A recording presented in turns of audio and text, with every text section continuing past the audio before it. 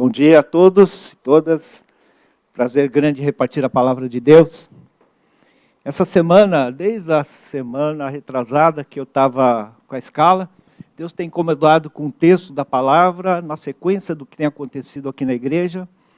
E chegou, eu falei, segunda eu já mando para o pessoal e já informo, o pessoal que tem que se preparar, se prepara. Mas é engraçado, né? Segunda começou a vir uma dúvida tão grande no meu coração. Era uma certeza absoluta que se transformou numa grande dúvida. E aí a Denise pediu o hino, depois o Xingo pediu o resumo, e eu pensando, e agora? É ou não é?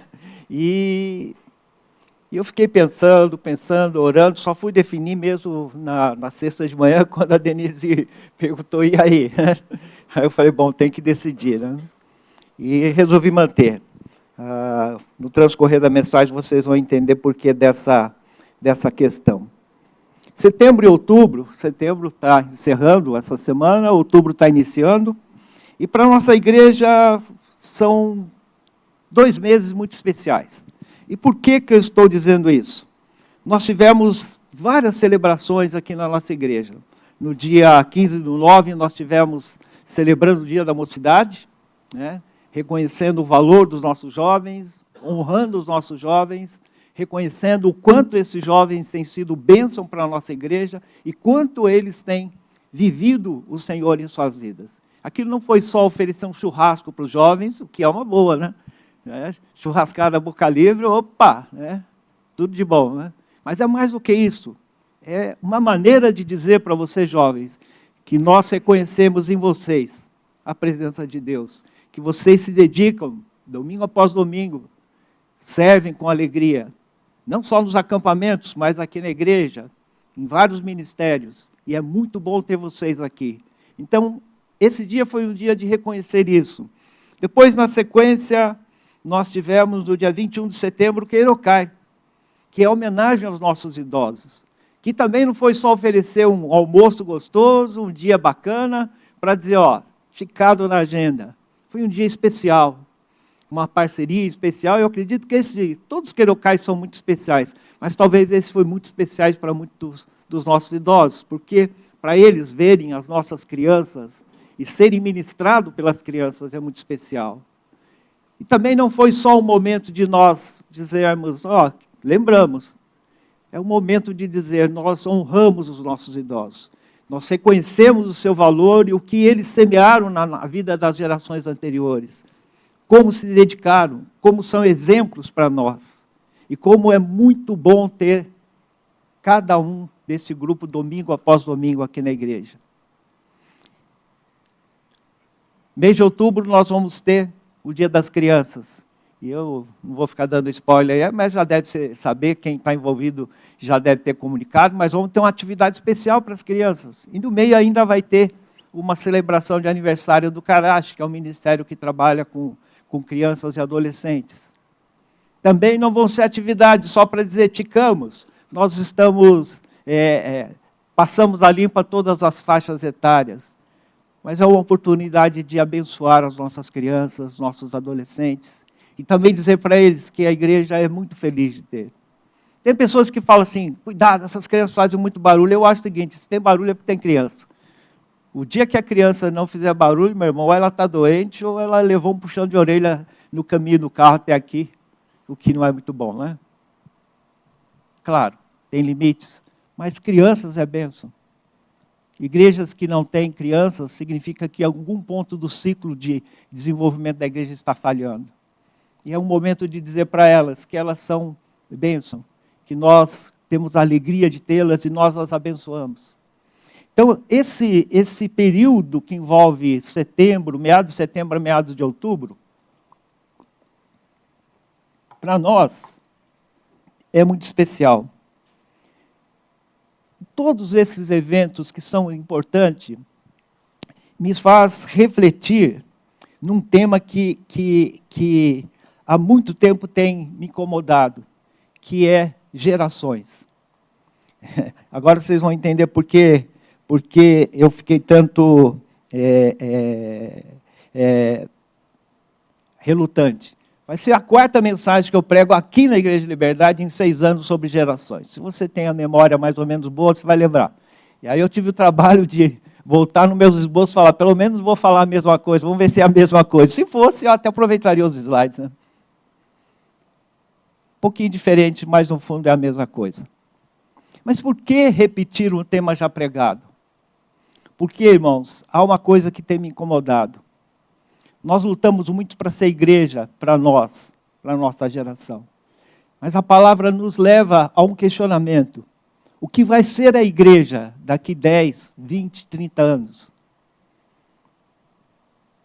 Daqui 20 anos a igreja, daqui 10 anos os jovens vão estar sendo liderados pelos meninos do Daniel e da Fabi. Daqui 10 anos, as meninas do Cláudio e da Cláudia, da Érica, do Walter vão estar aqui, na frente, os jovens, quem sabe ministrando louvor. Como vai ser essa igreja? Como nós queremos que ela seja? Nós tivemos, alguns anos atrás, uma atualização ministerial, que, por sinal, é o mesmo preletor do Retiro de Pastores desse ano, do ano que vem, aliás. E ele falou uma questão que revolucionou a igreja dele. A sua liderança reuniu para discutir que igreja nós queremos ser. E a conclusão que eles disseram, nós queremos ser uma igreja relevante para os nossos filhos. Nós queremos ser uma igreja que abençoa gerações. Não um projeto temporário, mas um projeto que abençoa gerações. E eles começaram a trabalhar e repensar a igreja a partir de princípios bíblicos, mas olhando não para eles mesmos, o que lhes agradava, o que lhes fosse relevante, mas em pensar nos seus filhos. Você que é mais antigo na igreja, quantas gerações você já não viu ir e vir? Quantos dos jovens de 10 anos atrás estão aqui? Quantos das gerações, sei lá, que eu vejo aqui, por exemplo, Vim, quantos da geração do Vim ficaram aqui na igreja? Jovens que estavam com ele aqui.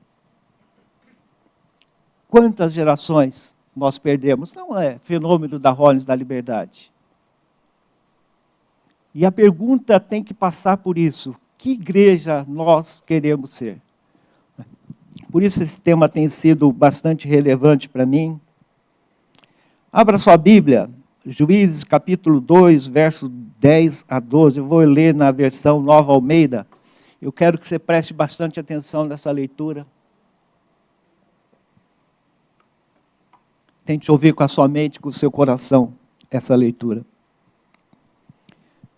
Fala de Josué.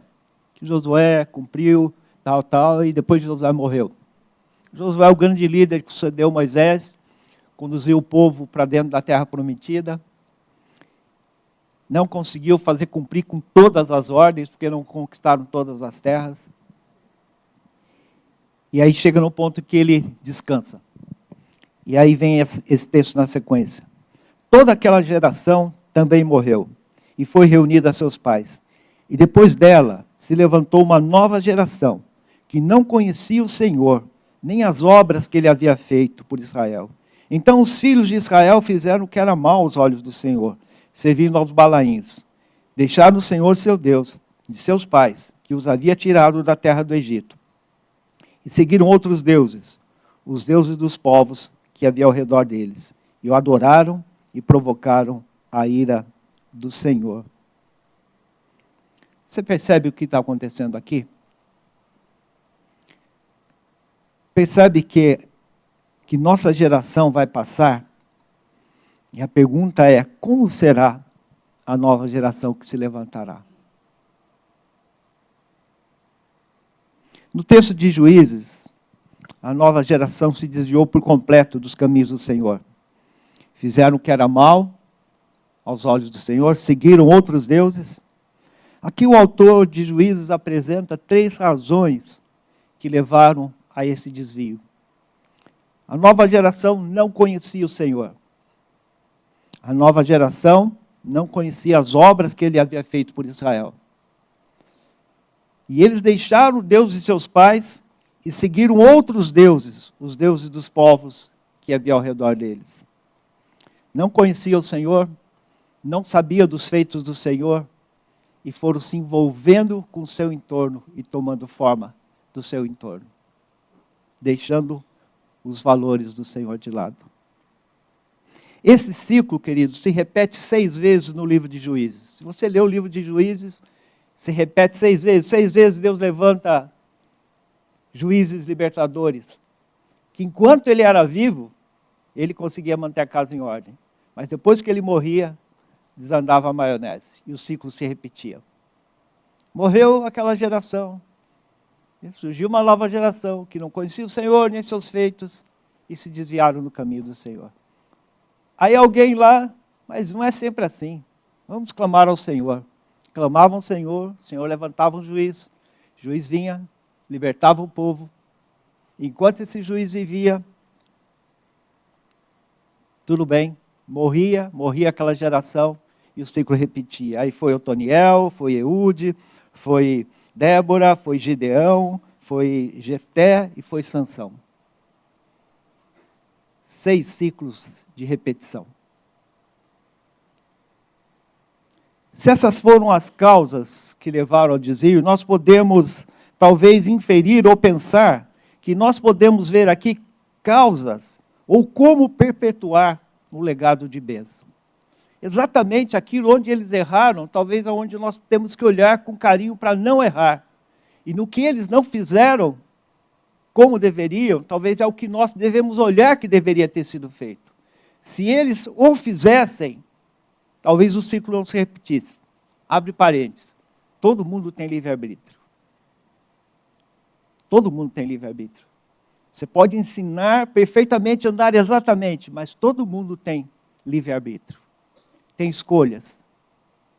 Mas se nós andarmos dessa maneira que o Senhor coloca, a probabilidade de nos mantermos nos caminhos do Senhor e manter as futuras gerações no caminho do Senhor certamente serão muito maiores.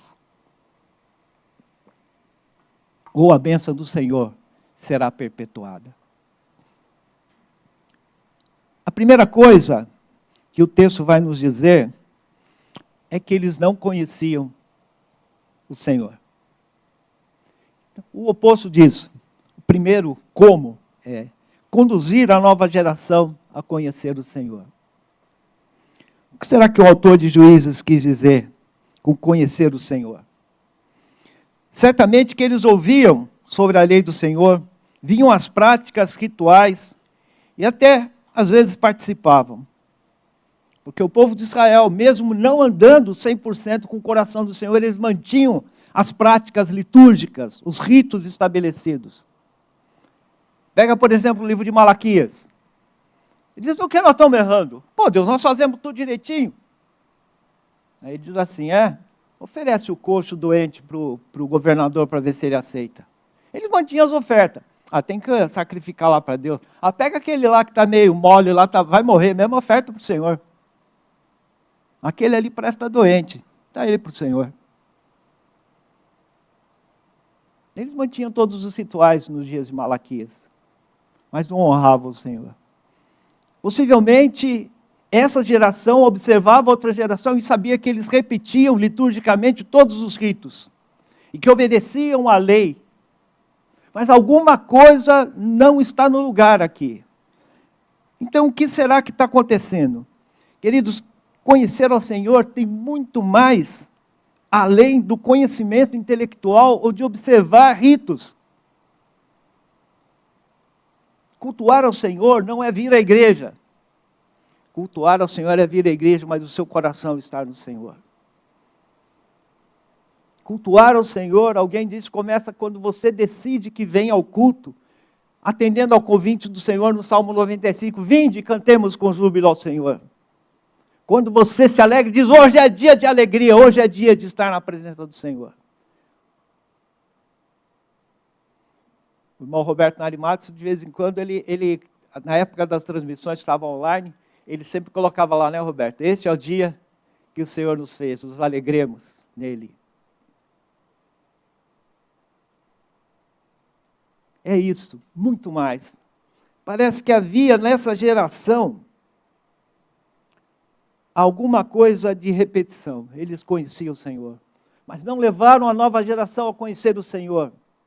Aqui há duas coisas que eu quero trazer. A primeira delas é que essa geração que estava atuando, liderando, eles não conseguiram refletir na vida das novas gerações o desafio de conhecer ao Senhor. Elas não viam neles a mão do Senhor.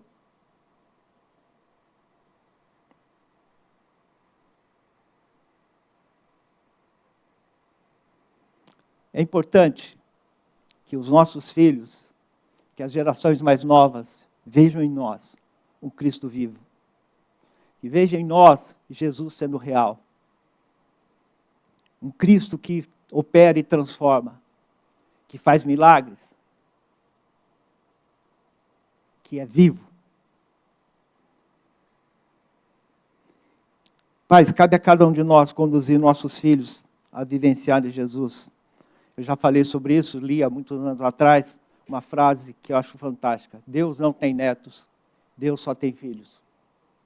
O filho do Filho de Deus tem uma vantagem muito grande, mas ele não é automaticamente neto de Deus. Deus não tem netos. Os nossos filhos precisam se tornar discípulos de Jesus. E olha que oportunidade nós temos. Tornar os nossos filhos discípulos de Jesus. Levá-los a amar Jesus. Igreja, é nossa responsabilidade conduzir a nova geração a conhecer Jesus. Muitas vezes nós pensamos em nós mesmos e para alcançar as novas gerações nós precisamos pensar neles e na igreja que é abençoadora para eles. Às vezes nós temos que ceder. Às vezes nós temos que ser cobertura, ser apoio. Quando um grupo de apoio vem e assume de fazer lanche para os jovens depois de um culto, como foi o de ontem, eu não vim, mas deve ter sido abençoado. Quando um grupo de apoio se compromete a fazer todo o lanche para eles, para que esses jovens possam ficar com seus amigos. Quando tem o dia da mocidade aqui da região e um grupo de adultos se dispõe a vir fazer a portaria, ajudar depois na limpeza posterior, para que esses jovens se concentrem em fazer o que eles estão fazendo. Nós estamos ajudando a nova geração a ter experiência com o Senhor. Quando nós dissemos, eu não gosto desse negócio muito alto, mas o jovem gosta, então eu vou ter um pouquinho de paciência. Quando o jovem diz assim, hino é um negócio meio quadrado, né, pastor? Mas tudo bem, tem uma bateria lá junto, beleza, né? Quando os jovens acabam criando uma cultura de curtir isso também, eles estão cedendo para os mais velhos. E nós precisamos aprender a acolher a nova geração e oportunizar para eles momentos que eles possam conhecer a Deus. Graças a Deus nós temos acampamento, eu me converti no acampamento, e graças a Deus tinha um acampamento, senão eu nunca iria numa igreja. Nós precisamos entender como levar a nova geração a conhecer o Senhor. A segunda coisa que o texto diz é que eles não conheciam os feitos do Senhor. Verso 10. Os dois estão no verso 10. E nós temos que repartir com a nova geração os feitos do Senhor. Quantos dos seus filhos conhecem a história da sua conversão? Quantos seus filhos conhecem quem você era antes de Jesus? Sua vida. O quanto os seus filhos conhecem das besteiras que você fez sem ter Jesus e onde você estaria se não fosse Jesus? Eles já nascem. Tem aquela história, né? Eu nasci na igreja. Alguém falou brincando, é maternidade lá? É uma gíria que a gente diz, vou desde pequeno na igreja. Mas quanto os nossos filhos sabem das histórias, dos legados? Como isso era feito nos dias dos juízes? A Bíblia tem uma coisa interessante. Como é que Moisés sabia todas as histórias de Gênesis que ele escreveu, pelo menos de Abraão, 400 anos? Como que ele sabia todas essas histórias para ter registrado Gênesis? Ele fez uma busca no Google lá e pegou lá uma coletânea de informação. Ele foi na Biblioteca Central do Egito e tinha livros. Nada disso. Como é que ele sabia? Ah, Deus contou para ele. Não. Se chamava tradição oral. Deuteronômio diz assim, para eles contarem para os seus filhos sobre a lei e os feitos do Senhor, de dia, andando no caminho, sentado na mesa. Era contado, tradição oral. Eu tenho um amigo que foi missionário em Angola, agora trabalha forte na tradução da Bíblia para os povos, são milhares de dialetos em tudo quanto é canto. E, em geral, eles fazem a tradução de um jeito que possa ser contada em forma de histórias. Porque os povos tribais perpetuam as coisas contando histórias. Quanto de história nós contamos para os nossos filhos? Quantos eles sabem dos feitos do Senhor na nossa vida? Ontem tivemos uma atividade aqui na igreja, sentamos eu, a Liana, Carlos e a Alice. Tempo muito gostoso de conversa e tal. E uma hora o Carlão resolveu abrir o arquivo morto. Aí nós estávamos lembrando, conheci o Carlos acho que em 1980, através de um primo dele que trouxe ele para a igreja, o Milton. Falei, eu não sei, eu tenho uma lembrança que eu fui com o Milton, um lugar lá perto de São Judas, não sei se ele tinha que buscar alguma coisa na sua casa. Ele, eu morava lá na Pedro Bueno, ele morou comigo lá um tempo. Aí o Carlão começou a lembrar, Carlão e Alice. Para que lembrar isso? Para dizer, ó, cara, eu prosperei na vida. Como a mão do Senhor fez grandes coisas. E ele falou uma frase, toma a liberdade de falar, Carlos. Mas Deus tem me ensinado a não pôr nisso o meu coração. Conta para os seus filhos, hein, Carlos? Eu vou perguntar para a Lidinha e para a Pri se ela sabe essa história. Ela fala assim, não, pastor, ele fala todo dia sobre isso. Quantos conhecem a história dessa igreja, dessa propriedade? Eu não conheço tudo, eu não era daqui da Liberdade, cheguei aqui no ano seguinte quando inaugurou tudo. Mas quantos conhecem? O pastor Inácio não está aqui mais, né? Só lá na eternidade que a gente conversa com ele. Pastor Yamazaki, que dizia que era o fiscal da obra, que vinha todo dia, também não está mais aqui. Quantos conhecem? Mandei uma mensagem para o Geraldo, mandei para o Gohan, mandei para o seu Osmar. Ele pergunta, o seu Osmar, pergunta para o Geraldo deve saber. Não lembro 100%, acho que foi... Mas vamos lá. Quantos conhecem a história disso aqui? Quantos lembram da igrejinha da Barão de Iguape? Quantos frequentaram o Barão de Iguape aqui? Pergunta para eles como que era a igrejinha lá. Quem lembra da história do ladrão que caiu lá no fosso que tinha ali num pedaço? A igrejinha era muito apertadinha, lá na Baixada do Glicério. Como a igrejinha da Baixada do Glicério veio parar aqui em cima, e ela tem essa propriedade aqui. Você sabe essa história? As gerações novas conhecem essas histórias? Aí eu perguntei, quando foi comprada essa propriedade? Aí eles sabiam, 1991. E quando começou a construção? 2002. A primeira etapa, eu vim algumas vezes, Geraldo trabalhou bastante nessa adaptação, né? Pegaram umas partes aqui e foram adaptando para poder funcionar como igreja. Em 2002, começou as obras de construção. E quem sabe o que aconteceu lá em 91, quando comprou? Plano Collor. O que aconteceu com a grana de todo mundo no Plano Collor? Bloqueio. E aí a grana da Liberdade estava toda bloqueada. Você sabe como a mão de Deus agiu para que isso acontecesse? Viagens que o pastor fez até Brasília. Para alguns o pastor Inácio foi louco.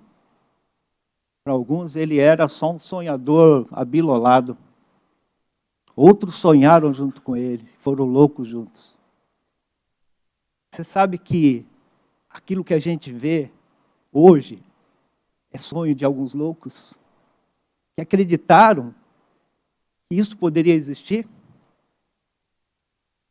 A gente vem confortavelmente para o carro em garagens, A gente vem confortavelmente, sobe de elevador, desce de elevador.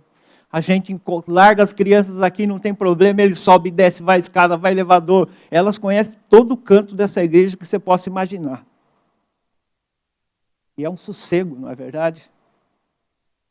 Mas quantos de nós conhecem como nós chegamos até aqui? E como a boa mão de Deus conduziu tudo isso? Eu tive o privilégio, mudando de página, de conhecer o Shalom na pré-história do Shalom. E por caminhos que só Deus sabe, eu participei dos primeiros mutirões que construiu. E junto com, muitos não sabem, junto com a Neuzinha, mãe do Davi, nós realizamos os primeiros acampamentos ali no Shalom, que foi da Federação dos Jovens. A Federação dos Jovens tem que saber disso, que o primeiro evento realizado no acampamento Shalom foi um retiro organizado pela Federação, da qual eu fazia parte. Dormia, tomava banho de biquinha, dormia tudo amontoado, a brincadeira era numa cobertura que tinha uma viga, assim, a gente ficava jogando vôlei e tinha que acertar naquele buraco. E a gente mais dava risada do que brincava, porque era só, não tinha o que fazer. Escorregava lá na montanha, né? Fazia o escorregador lá, como chama isso, que bunda? Quem lembra da época dos lampiões lá? Os quartos, cada um pegava o lampião e ia para os quartos. Quem que desatolou o carro N vezes ali? Agora nem mais rali vai ter, né? Tem asfalto, um bom pedaço. Agora aperta a luz, tudo bonitinho. Quem foi equipante da época que, a hora que a metade ia para o campo, e o pessoal podia dormir nos quartos, porque senão ficava dormindo nos cantos lá, onde é tudo, né? Era refeitório, salão de culto. Às vezes a gente se esquece como a mão de Deus é conosco. E um detalhe da construção, tomando tempo, eu cheguei aqui em 2018, a primeira coisa que eu vi do seu Luiz. O seu Luiz era tesoureiro da igreja e tesoureiro da construção. A última etapa, a igreja decidiu que ia zerar a construção, que ela tinha parado. Ela decidiu que ia terminar. Não tinha recursos, fizeram uma projeção, vamos precisar de tanto. Tinha tanto em caixa, levantou-se em oferta compromissada dos membros, mais um tanto. Emprestou da denominação um tanto e emprestou da igreja do Bosque outro tanto. O projeto era pagar em 2 anos um, mais 2 anos o outro. E começou a construção. A construção custou, talvez na etapa final, não tenho números, mas talvez o dobro do que era projetado. Então não tinha o dobro de valor orçado para entrar. Fez-se a construção. Em metade do prazo de devolução, tinha devolvido tudo e tinha dinheiro em caixa. Generosidade dos irmãos, claro. Mas é a boa mão de Deus que tornou possível. Não tem contabilidade, né, Sr. Luiz, que justifique. Não tem economia que justifique. Eu lembro que eu cheguei em 2018, no final do ano, o Sr. Luiz compartilhou. Não tem explicação.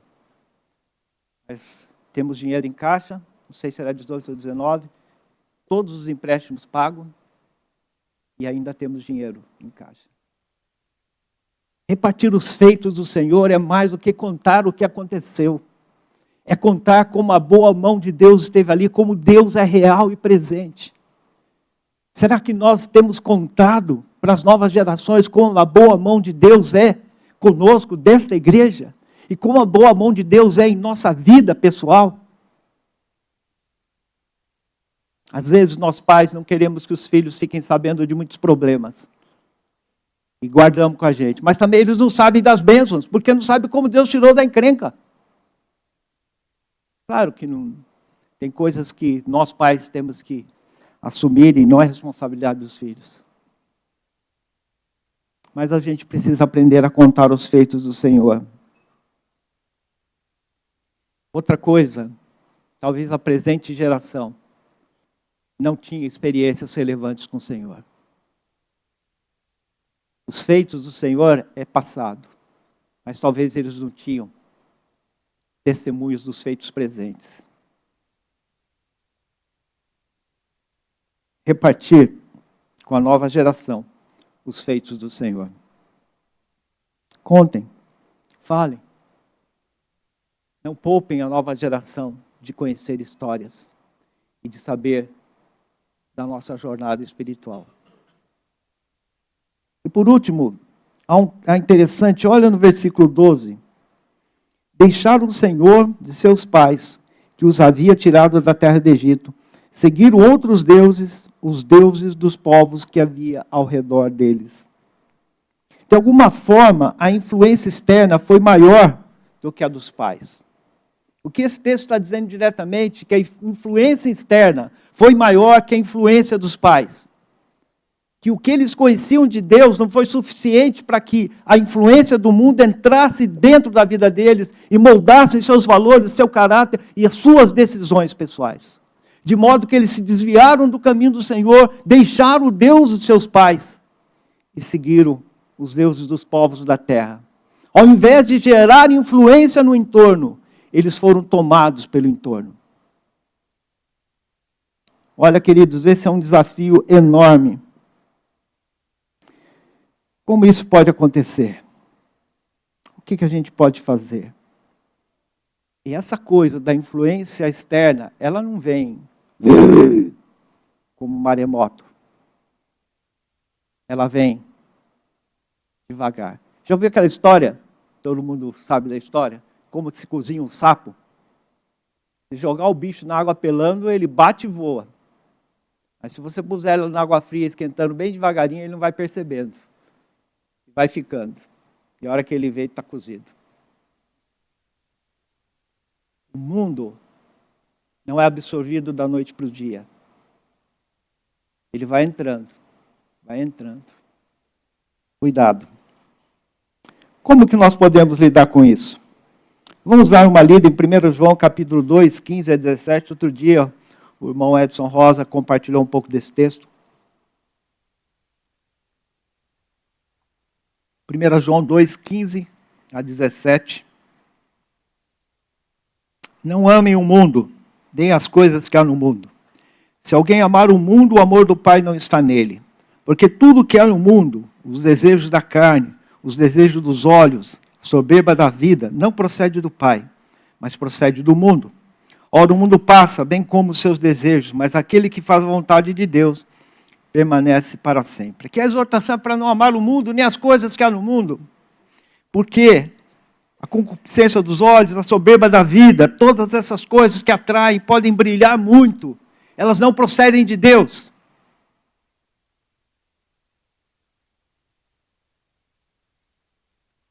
Mas como se faz para não deixar, ou para ensinar as gerações novas não amarem o mundo? Se elas têm que estar no mundo, viver no mundo. O antídoto, queridos, para não amar o mundo, é amar a Deus, conforme Marcos 12, 28 a 30. Não há como levar uma geração a não amar o mundo sem amar a Deus. E se amar a Deus, como está escrito aqui, não vai amar ao mundo. Portanto, a nossa tarefa é levar essa geração a amar a Deus acima de todas as coisas. Olha o que está escrito. Chegando um dos escribas, que ouviu a discussão entre eles, e viu que Jesus tinha dado uma boa resposta, perguntou-lhes: qual é o principal de todos os mandamentos? E Jesus respondeu: a gente sempre pensa que o principal é amar a Deus acima de todas as coisas, mas olha o que está escrito aqui, segundo o estudioso Luiz Saião, pastor Saião, todo o discurso de Israel, essa frase aqui é a que vem primeiro. Ele fala em hebraico, eu não sei como fala. O principal é: escute, ó Israel. Escute, ó Israel. O Senhor nosso Deus é o único Senhor. Essa é a coisa principal. Ame o Senhor seu Deus de todo o seu coração, de toda a alma, de todo o seu entendimento e de toda a sua força. O único Deus demanda um único amor total a Ele. Se nós não ensinarmos as novas gerações a amarem a Deus acima de todas as coisas, a escutarem e a internalizarem essa verdade, então, quando elas enfrentarem o mundo, de alguma forma, o mundo as influenciará. E olha, o trem lá fora está pegando. Eu falei numa mensagem para trás, ser jovem hoje é muito mais difícil do que foi no meu tempo. As oportunidades de besteira são muito maiores. A liberalidade da sociedade é muito maior. Dizia o pastor Ritocha, a vergonha é pouca. A carne é fraca e o diabo é esperto. Hoje, tem coisas que a sociedade incentiva você a fazer. No meu tempo, existia um padrão ético. O pessoal fala brincando que antigamente o pai olhava para a gente, ou a mãe, a gente já sabia que tinha feito besteira, né? E que o chinelo ia comer depois. Hoje, às vezes falo e o filho bate boca, né? Estava fazendo uma coisa que minha mãe achava errada, bastava um olhar e eu já sabia que tinha que sair de lá.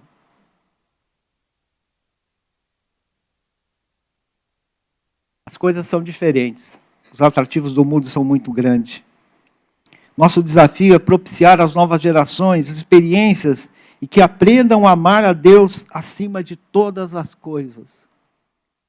É dar a eles condições de entenderem e vivenciarem isso. Quando uma família junta recursos e talvez economize, manda seus filhos, talvez para uma viagem missionária lá na Juvep, como foi um grupo grande da igreja anos atrás, participar de um projeto missionário, custa dinheiro. Quando uma família junta lá 3 filhos para mandar para uma temporada no Shalom, e às vezes custa dinheiro. Quando eles querem ir temporada no Shalom, Adore, congresso, retiro regional, 2 acampamentos por ano, os pais começam a olhar, é investimento. Nós estamos dando oportunidades deles conhecerem a Deus na linguagem e no ambiente propício para eles. Ensinar a eles a amar a Deus acima de todas as coisas. Quando de vez em quando a gente ouve o testemunho desses jovens, falando como Deus trabalhou e como eles têm aprendido, não é fantástico? É lindo demais. Isso é ensinar a amar a Deus acima de todas as coisas.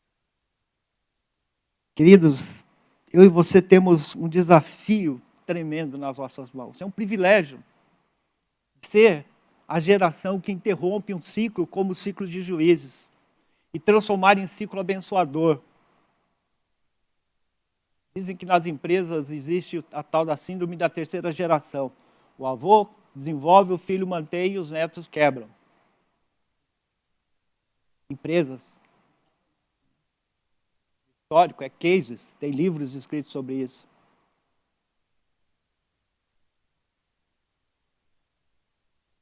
Nós temos um desafio na empresa, mas é de perpetuar o legado de bênção do Senhor na nossa descendência. Que privilégio! E como nós podemos perpetuar o legado de bênção? Conduzindo a nova geração a conhecer o Senhor. Repartindo com a nova geração os feitos do Senhor na nossa vida e na história que nós temos atrás. E, de alguma forma, repartir os feitos do Senhor é honrar quem esteve atrás da gente. É reconhecer o que Deus fez através dessas pessoas. Como a boa mão de Deus esteve com esses homens e mulheres. É olhar para trás. Tem gente que fala assim, cuidado para não idolatrar homens. Não, é reconhecer os feitos do Senhor na vida de homens. E mulheres que foram usados por Deus, isso é honra. Ensinar a nova geração a amar a Deus. Qual a nossa decisão? Qual a minha e a sua decisão? Permitimos a repetição de ciclos e perdas ou perpetuamos o legado de bênção? Lê, será que a gente pode cantar de novo? Eu não ia cantar, que o tempo está avançando, mas eu quero cantar. O Lê que está dirigindo vai escolher uma música que ele gosta. Brincadeira. Eu amo essa música. Mas é bom cantar umas músicas velhas? Os velhos se tornam nostálgicos, os jovens aprendem música nova. Faça dessa música o seu compromisso. Se nós queremos abençoar as novas gerações. Sabe, a nossa igreja tem tido um olhar abençoador. Temos um ministério infantil que cuida e zela dos nossos pequenos. Pessoas que investem tempo para preparar, para conduzir. E as nossas crianças amam estar lá. Os pais vêm a reboque, né? De manhãzinha eles já acordam e vão para a igreja, né? Nós temos classe de juniores, adolescentes. Né? Na pandemia, o God Zeros começou a trabalhar e os nossos jovens adolescentes estavam meio desorteados. Ganharam identidade, já é a segunda ou terceira geração de God Zeros. Tem sido uma grande bênção. Nós temos o Karachi, que ensina a testificar, a repartir a fé. Ontem serviram pessoas que estão internadas no centro de excepcionais. Aprendem a sair e abençoar, a mostrar o amor de Deus. Nós temos uma mocidade que tem sido mobilizadora, abençoadora, preocupada em andar nos caminhos do Senhor.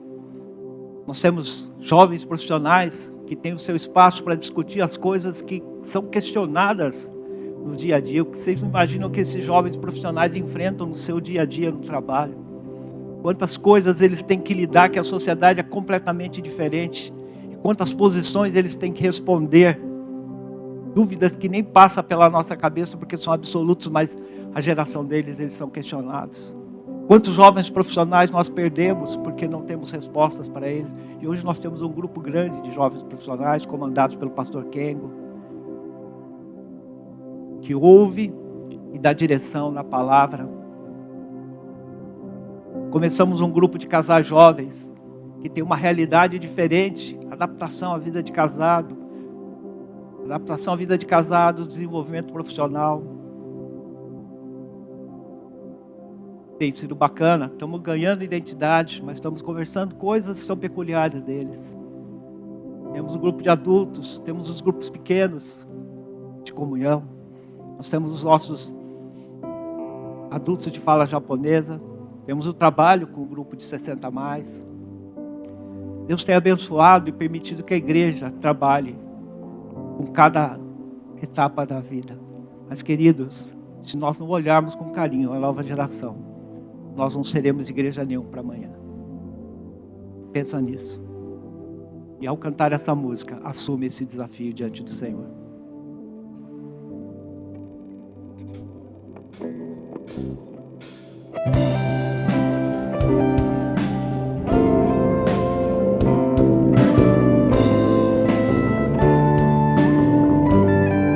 Declara com a sua convicção.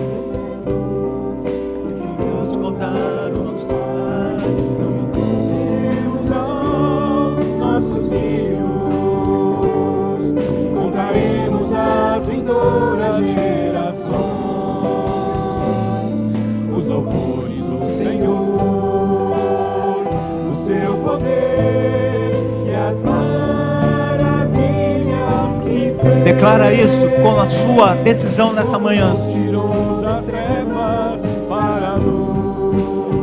Como Jesus transformou a sua vida. Como Ele tem conduzido a sua vida. Conta isso para as novas gerações. Deu sentido à nossa vida. Reparte seu testemunho. E paz.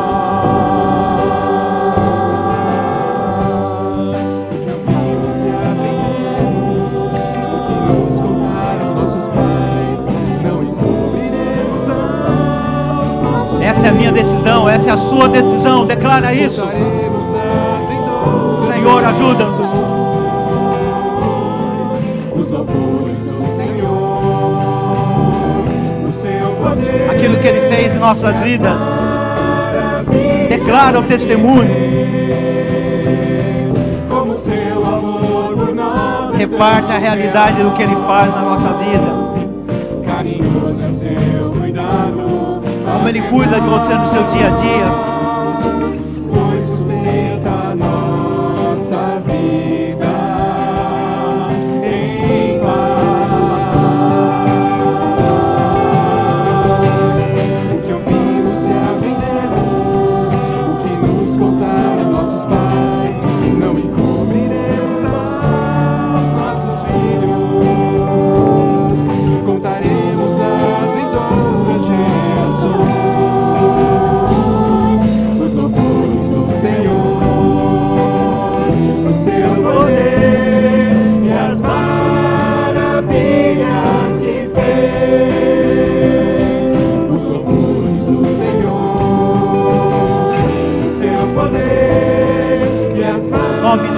faremos isso, Senhor. Pai, esse é o nosso compromisso. Nós assumimos como igreja de não calar os nossos lábios, de repartir com as novas gerações, de conduzi-los a conhecer o Senhor, de saber dos seus feitos nas nossas vidas, ó Pai, e de ensiná-los a amar o Senhor acima de todas as coisas. Que individualmente tenhamos esse compromisso e que como igreja nós sejamos compromissados com a nova geração, Pai. Em nome de Jesus. Amém.